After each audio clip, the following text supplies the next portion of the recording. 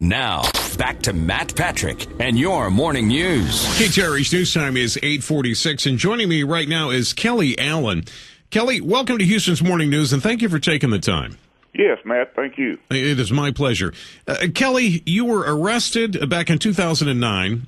You claim you were arrested because you're a white man who had been seen in a black neighborhood. Were you driving in that black neighborhood or not, Kelly? I actually live in that, it's a predominantly minority neighborhood, and I live in the neighborhood approximately 3 blocks from where I was stopped. And as far as I know, I'm the only white person that lives in this neighborhood. I've been here 10 years. I hadn't seen anybody else in this subdivision. Were these police officers that may or may not have been familiar with you? I mean, you say you've been there for 10 years, so wouldn't the cops that patrol that neighborhood know who you were if you're the only white guy?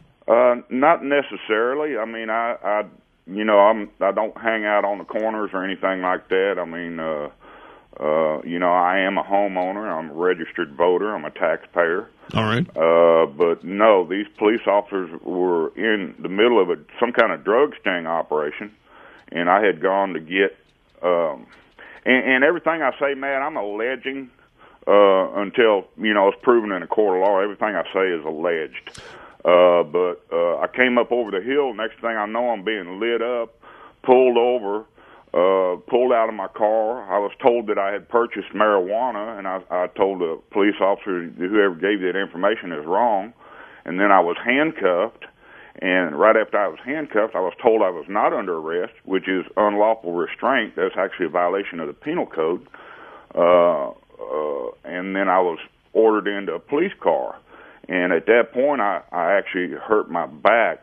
And let me point out, I don't know at what point arrest comes into play because I'm not an attorney, but I mean I was never taken to jail.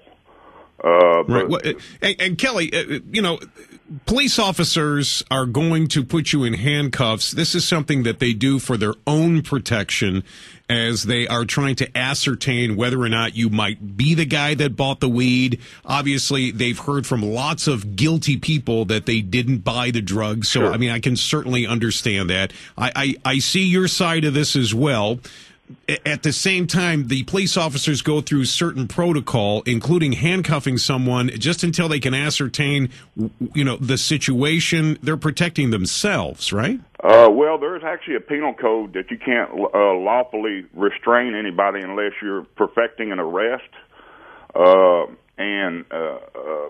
Additionally, when I was in the back of the police car, I'm going to shoot you down here a little bit, Matt, but when I was in the back of the police car, I asked the officer again why they pulled me over. And they said, well, we're looking for a Hispanic male. Mm-hmm. Yeah, I read that, and you don't sound to me like a Hispanic male. Do you look like a Hispanic male? No, I do not. All right, Kelly, I'll take your word for it. If you would hang on for me real quick, I want to come back and I want to talk about the lawsuit. Sure. I want to talk about why you think Houstonian taxpayers should give you $12 million in punitive damages. Sure. Joining me this morning, Kelly Allen. He is a gentleman that was handcuffed and searched back in 2009 by the Houston Police Department. He feels that he was profiled because he was white in a black neighborhood, predominantly black neighborhood. This was his neighborhood, as you've heard him mention. Kelly, let me ask you this question. First of all, why $12 million in punitive damages, and why did it take you 2 years to file this lawsuit? Well, actually, Matt, the reason it took me 2 years was because I actually had hired an attorney, and he sat on my case and I called every civil rights attorney in town. I'm still looking for one if there's one out there that'll help me, but maybe they could contact your radio station. But I hired an attorney. He sat on my case for 12 months. When I finally did get hold of him, he told me, well, I just can't find anybody to help me with the paperwork. So I said, "You're telling me, Kelly, you don't have a case. I mean, I just don't see where you have. You would have took it and signed a contract, otherwise.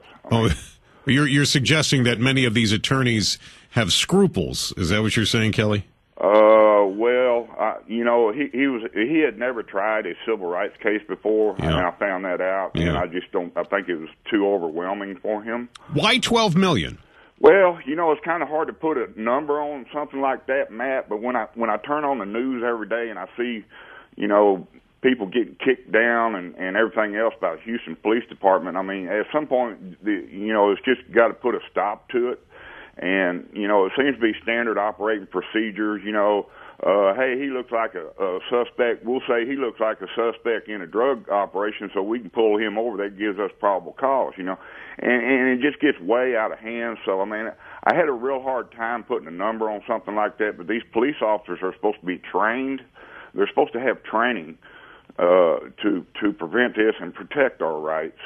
And so, I mean... Now, you say you live in this neighborhood. Kelly, if the Houston Police Department pulled over a guy because he fit a description of somebody that maybe had purchased drugs or had done some other kind of crime, and indeed they find a murderer, someone that might kill a member of your family, don't you feel that that would be a good thing, that then at that point the police have done their jobs, and kudos to them? In this particular case, Kelly, they let you go pretty quick. They realized they had the wrong guy. Well, they knew they had the wrong guy when they pulled me over, you know, because the officer admitted, she actually called the undercover operative on her cell phone and said, hey, can you identify this guy? And the guy starts chewing her out, and she tells the guy on her cell phone, oh, well, you know, I couldn't understand anything you were saying anyway, so we need to go to a different channel.